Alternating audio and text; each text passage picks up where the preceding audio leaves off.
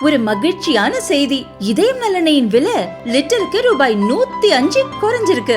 September 2023ல 1 litre இதயம் நல்லெண்ணெயின் அதிகபட்ச விலை ரூபாய் 503. ஆனா இப்ப 1 லிட்டர் இதயம் நல்லெண்ணெயின் விலை ரூபாய் 398 மட்டும்தான் தமிழ்நாட்டுல. அப்ப இனிமே எல்லாரும் இதயம் நல்லெண்ணெய் வாங்கலாம் இல்ல? அனைவருக்கும் வணக்கம். தேசிய முற்போக்கு திராவிட கழகத்தினுடைய நிறுவன தலைவர், நமது அன்பு தலைவர், புரட்சி கலைஞர் கருப்பு எம்ஜிஆர், உங்கள் வீட்டு பிள்ளை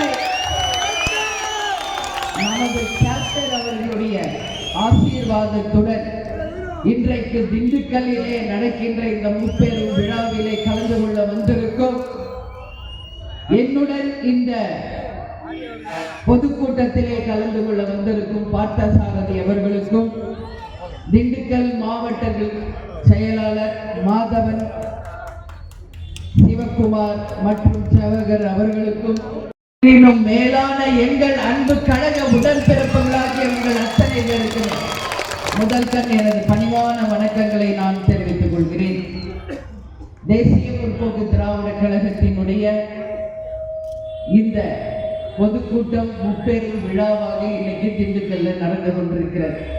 பல முறை திண்டுக்கலுக்கு நாங்க வந்திருக்கிறோம், உங்க எல்லாருக்குமே தெரியும். கேப்டன் கூட எத்தனையோ விழாக்கள், எத்தனையோ பொதுக்கூட்டங்கள், எத்தனையோ ஆர்ப்பாட்டங்கள், போராட்டங்கள், மக்கள் நல பணிக்காக தேர்தல் நேரங்களிலே உங்களை எல்லாம் நாங்கள் வந்து சந்தித்திருக்கிறோம். இந்த பொதுக்கூட்டம் முப்பெரும் விழா. திண்டுக்கல் அப்படின்னு சொன்னாலே இது கேப்டனின் கோட்டை. நான் இந்த வார்த்தையை சொல்கிறேன் என்றால் அது மிக இல்லை. நான் ஏன் சொல்றேன்றதை நீங்க புரிஞ்சுக்கணும். கேப்டனை 1990 ஜனவரி 31 திருமணம் செய்து அன்றைக்கு உங்கள் அந்நியாராக நான் வந்ததிலிருந்தே நான் பார்க்கிறேன். கேப்டன் கூட திண்டுக்கலுக்கு வரும்போதெல்லாம் மக்கள் வெள்ளத்துலதான் தலைவர் வந்திருக்கார். ஒரு பொதுக்கூட்டமாகட்டும், ஒரு தேர்தல் பிரச்சாரமாகட்டும், அந்த அளவு கேப்டன் மீது மிகப்பெரிய அன்பும் பாசம் கொண்டவர்கள் நமது திண்டுக்கல் மாவட்டத்தை சேர்ந்தவர்கள் என்றால் இது உண்மை. இன்னைக்கு கேப்டன் மறைவுக்கு பிறகும் கேப்டன் ஆலயம் என்று நமது தலைமை கழகத்திலே நமது தலைவர் அவர்கள் இருக்கும் இடத்திலே தினந்தோறும் ஆயிரக்கணக்கான மக்கள் தமிழகம் முழுவதும் இருந்து கேப்டன் ஆலயத்திற்கு வந்து கொண்டிருக்கிறார்கள். வருகின்ற அனைவருக்குமே கேப்டனை தரிசித்து உணவு அருந்தி என்னை சந்தித்து என்னுடன் புகைப்படம் எடுத்துக்கொண்டு அவர்கள் திரும்பி வருவது ஒரு தினந்தோறும் ஒரு நடவடிக்கையாக இருக்கிறது. அப்படி வரும் பொழுது நான் எல்லாரிடையுமே பேசுவேன். வாங்கம்மா, நீங்க எந்த ஊர்ல இருந்து வந்திருக்கீங்க அப்படின்னு நான் கேட்கும் பொழுது உங்ககிட்ட சொல்றேன், அதுல அதிகமானவர்கள் திண்டுக்கல் மாவட்டத்தை சேர்ந்தவர்கள். நீங்க எல்லாம் எப்படி வந்தீங்கம்மான்னு கேட்பேன். நாங்க எல்லாம் பஸ் பிடிச்சி எல்லாம் ஒன்னா வந்தோம். கேப்டன் மறைந்த அன்னைக்கே நாங்க வரணும்னு நினைச்சோம், வர முடியல. ஏன்னா டிவியில பார்க்கும்போது அப்படி ஒரு மக்கள் வெள்ளம். அதனால எப்படியும் வந்து தலைவரை பார்க்க வேண்டும் என்று சொல்லி நாங்க எல்லாருமா ஒன்னா சேர்ந்து வந்திருக்கோமா அப்படின்னு சொல்லும் பொழுது அந்த அன்புக்கு ஈடு இணையே கிடையாது. சகோதரிகளே, நீங்க யாரும் கவலைப்படாதீங்க. நம்ம கேப்டன் எங்குமே போல என் மக்களே என்று உங்களுக்காகவே உழைத்து, உங்களுக்காகவே வாழ்ந்து, உங்களுக்காகவே மறைந்தவர் நமது கேப்டன் அவர்கள். அதனால கேப்டன் எங்க இருக்கிறார்னா எனக்கு தெரியும். என் மக்கள் கிட்ட தான் இருக்கார் தலைவர், வேற எங்குமே போல. எங்க மக்கள் கிட்ட தான் தலைவர் இருக்கார், வேற எங்கும் போல. கேப்டன் ஆலயத்துக்கு நீங்க வாங்க. அவர் மறைவன்னைக்கு எப்படி கருடர் வந்தாரோ அது போல தினந்தோறும் உணவளிக்கும் பொழுது அங்க வந்து தினந்தோறும் வட்டம் அடிச்சுட்டு அங்க வந்திருக்கிற மக்களை பார்த்து ஆசீர்வதிச்சுட்டு தான் போறாரு. இது அங்கு வருபவர்களுக்கு தெரியும், இது ஒரு அன்றாட நிகழ்ச்சி என்பது. கேப்டன் நம்ம கிட்ட இருந்து இன்னைக்கு உருவமா இல்லை, ஆனால் தெய்வமாக மாறி ஒட்டுமொத்த மக்களையுமே இன்னைக்கு கேப்டன் ஆசீர்வதிச்சுட்டு இருக்காரு. இதான் உண்மை, எந்த மாற்று கருத்துமே இல்லை. நம்ம திண்டுக்கல் அப்படின்னாலே முதல்ல நினைவுக்கு வருவது திண்டுக்கல் பூட்டு. எங்க உலகம் பூரா பார்த்தாலும் பாதுகாப்பை ஏற்படுத்தி தருவது நம்ம திண்டுக்கல் பூட்டு தான். இன்னைக்கு லேட்டஸ்ட் யுகம் வந்த பிறகு திண்டுக்கல்ல இருந்து தயாரிக்கப்படுகின்ற லாக்கர்ஸ் உலக பிரசித்தி பெற்றது. லாக்கர்ஸ்னா தெரியும்ல உங்களுக்கு. அந்த லாக்கர்ஸ் தயாரிக்கிற இடமும் இன்னைக்கு நம்ம திண்டுக்கல் தான். பல்வேறு தொழில்கள், ஒரு நல்ல ஒரு ஊர் இது. எனக்கும் கேப்டனுக்கும் ரொம்ப ரொம்ப பிடிச்ச ஊரு திண்டுக்கல் அப்படின்னு சொல்றதுல நான் உண்மையிலேயே மகிழ்ச்சி. நமது பழனி ஆண்டவர் இருக்கின்ற ஸ்தலமும் இதே திண்டுக்கல் மாவட்டத்துல பழனியில தான் இருக்கார். அப்படி நம்ம திண்டுக்கலை பத்தி பெருமையா நம்ம சொல்லிக்கிட்டே போலாம். அப்படி இருக்கும்போது திண்டுக்கல்ல இன்னைக்கு உலக பிரசித்தி பெற்ற இன்னொரு விஷயம் இருக்கு, பிரியாணி. எங்க போனாலும் திண்டுக்கல் பிரியாணி அப்படின்னா உலகம் முழுக்க ஃபேமஸ். இன்னைக்கு கேப்டன் கூட நான் உலகம் முழுக்க போயிருக்கேன். எந்த ஊருக்கு போனாலும் திண்டுக்கல் பிரியாணி அங்க கிடைக்கும். அந்த அளவு இன்னைக்கு பிரசித்தி பெற்ற ஒரு உணவாக, அதுவும் நமது கேப்டனுக்கு மிகவும் பிடித்த ஒரு உணவு திண்டுக்கல் பிரியாணி. ஏன்னா எங்க மாவட்ட கழக செயலாளர் நீங்க கேட்டீங்கன்னா சொல்லுவாங்க, கேப்டன் திண்டுக்கலுக்கு வந்தாலே எனக்கு அந்த பிரியாணி வாங்கி வச்சுடு அப்படின்னு சொல்லுவாங்க. அந்த அளவு கேப்டன் அவர் உணவு மீது அவர் வைத்திருந்த பற்று, அவரை தேடி வருபவர்கள், நாடி வருபவர்கள் யாரும் பசியோட போக கூடாது என்பதை தீர்மானமாக நிறைவேற்றி அதை இன்று வரைக்கும் நாம் கடைபிடித்துக் கொண்டிருக்கிறோம். இன்னைக்கு பெண்கள் தினம் 3 முப்பெரும் விழா. என்ன? ஒன்று, கழகம் ஆரம்பிக்கப்பட்டு 20வது ஆண்டுல நாம் அடியெடுத்து வைத்திருக்கிறோம். நமது கொடி அறிமுகப்படுத்தப்பட்டு 25 ஆண்டுல அடியெடுத்து வைத்திருக்கிறோம். அது மட்டும் இல்லாமல் இன்றைக்கு உலக மகளிர் தினம். இவங்க எல்லாம் என் பிறந்த நாள் சொல்றாங்க, எனக்குன்னு ஒரு பிறந்த நாள் இல்லை. ஏன்னா கேப்டன் எப்ப போனாரோ அன்னைக்கே என்னுடைய எல்லா விழாக்களும் முடிஞ்சு போச்சு. இனி நான் இருக்கின்ற காலம் உங்களுக்காக மட்டும்தானே ஒழிய, என் மக்களுக்காக தானே ஒழிய, இந்த சமூகத்திற்காக தானே ஒழிய வேற யாருக்காகவும் இல்லை என்பதை நான் சொல்றேன்.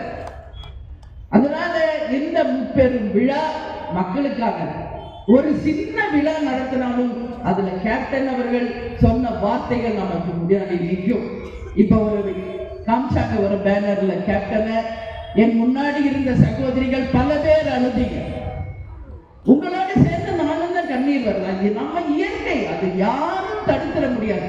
நம்ம ஒண்ணு இரும்பு மனசை வச்சு இல்ல. கேப்டன் நம்ம கூடயே வாழ்ந்து மறைந்த ஒரு உன்னத தலைவர். அவரை நாம் இருக்கும் வரை, நம் உயிர் இருக்கும் வரை நிச்சயம் தலைவரை மறக்க முடியாதுதான். அவருடைய பேச்சு, அவருடைய எளிமை, அவர் மக்களுக்கு ஆற்றிய பணிகள் இந்த யுகம் இருக்கும் வரை யாரும் மறக்க முடியவே முடியாது. அந்த வகையில இன்னைக்கு 20ஆம் ஆண்டில் தேசிய முற்போக்கு திராவிட கழகம் அடியெடுத்து வைத்திருக்கிற இந்த நாளில, அதாவது செப்டம்பர் 14, 20ஆம் ஆண்டு தமிழக மக்களுக்காக ஆரம்பிக்கப்பட்டது இந்த தேசிய முற்போக்கு திராவிட கழகம். கேப்டன் 2000 நமது கழகத்தினுடைய கொடியை அறிமுகப்படுத்திய பொழுது அந்த கொடி நம்ம மக்களுக்காக அறிமுகப்படுத்தப்பட்டது. அந்த கொடியில நீங்க 3 வர்ணங்களை நீங்க பாப்பீங்க. ஒன்று சிகப்பு, ஒன்று மஞ்சள், ஒன்று கருப்பு. அதனுடைய அர்த்தம் என்னன்னு தெரியுமா உங்களுக்கு? தெரியுமா? நீங்க எல்லாரும் சேலையில கட்டி இருக்கீங்கல்ல, அந்த சேலையினுடைய பெரிய நம்மளுடைய கட்சியின் கொள்கை, கேப்டன் கனவு எல்லாமே அந்த சேலையிலேயே இருக்கு. அதுல இருக்கின்ற சிகப்பு நான் என் தாய் குழந்தையோட பகிர்ந்துக்கிறேன். ஏன்னா உங்களுக்காக கூட்டப்பட்ட கூட்டம் இது. மகளிர் தினத்திற்காக உங்களுக்காக தான் நான் வந்திருக்கேன். உங்களுக்காக கூட்டப்பட்டது. நம்ம கட்சி கொடியினுடைய கலர் சிகப்பு எதை குறிக்கிறது என்றால், நம்முள் எந்த ஜாதி மத இன வேறுபாடு இல்லாமல் நாம் அனைவரும் இரத்தத்தால் ஒன்றானவர்கள், சமமானவர்கள் என்பதை குறிக்குவதால் அந்த இரத்தத்தின் கலரை சிகப்பு நிறத்துல கேப்டன் அன்னைக்கு அறிமுகப்படுத்தினார். இன்னைக்கு எத்தனையோ ஜாதிகள், மதங்கள், ஏற்றத்தாழ்வு, எத்தனையோ பாகுபாடுகள் இருக்கும் பொழுது கேப்டனை பொறுத்த வரைக்கும் நாம் அனைவரும் ஒரே குலம், ஒருவரே தேவர் என்ற மாதிரி சொல்வது போல ஜாதி மதங்களுக்கு அப்பாற்பட்டவர் கேப்டன். அதேதான் தேசிய முற்போக்கு திராவிட கழகம். அந்த மஞ்சள் நிறம் எதை குறிக்கிறது என்றால், வறுமை கோட்டிற்கு கீழ் மக்களே இல்லை என்ற நிலையை உருவாக்கி ஒரு வளமான தமிழகத்தை நிச்சயம் நான் உருவாக்குவேன் என்று நமது தலைவர் அவர்கள் எடுத்துக்கொண்ட அந்த உறுதியினுடைய வெளிப்பாடுதான் அந்த மஞ்சள். மஞ்சள் என்றாலே என்ன? மங்களகரமான ஒரு விஷயம். இன்னைக்கு தமிழ்நாட்டில் பெண்கள் எல்லாரும் தெய்வ பக்தி மிக்கவர்கள். அதுவும் எஸ்பெஷலி பெண்கள் அந்த மஞ்சள் உடையை உடுத்தி தான் கோவிலுக்கே போவாங்க. அதனால அந்த மங்களகரமான சேலையை என் தாய் குலங்களுக்காக நான் தர வேண்டும் என்று கேப்டன் அவர்கள் முடிவு செய்து பெண்களுக்கு என்று ஒரு சீருடையை கொடுத்து உங்களுக்கான ஒரு அடையாளத்தை உருவாக்கியவர் நமது தலைவர் அவர்கள். அந்த கருப்பு எதை குறிக்கிறது என்றால், தமிழகத்தை பொறுத்த வரைக்கும் லஞ்சம் ஊழலுக்கு அப்பாற்பட்டு பெண்களுக்கு எந்த விதமான பாதிப்பும் இல்லாமல் பெண்களுக்கு பாதுகாப்பை கொடுத்து ஒரு சமமான ஒரு சமூகத்தை உருவாக்குவேன். இங்கு அநீதிகளும் நடக்காது, வறுமை கோட்டிற்கு கீழ் மக்களும் இல்லாமல் உங்களை காப்பேன் என்று கேப்டன் அவர்களுடைய நிறமான அந்த கருப்பு நிறத்தை, நமது முனியின் நிறத்தை உங்களுக்காக கொடுத்தார் நமது கேப்டன் அவர்கள். நடுவில் ஒரு ஜோதி இருக்கும், நாளை நமதே என்பதை குறிக்கும் வகையில ஒளிமயமான ஒரு தமிழகத்தை உருவாக்கியே தீர்வோம் என்பதற்காக தான் அந்த வள்ளலாரின் ஜோதியை அன்றைக்கே நமது கொடியிலே கேப்டன் அவர்கள் கொடுத்தார். நம்ம ஜோதி அந்த இருக்குதுன்னா வளமான தமிழகத்தை உருவாக்கி ஒளிமயமான ஒரு தமிழகத்தை உருவாக்குவேன் என்று. இன்னைக்கு வள்ளலார் ஒருவர் தான் வாடிய பயிரை கண்ட போதெல்லாம் வாடினேன் என்று சொன்னார்.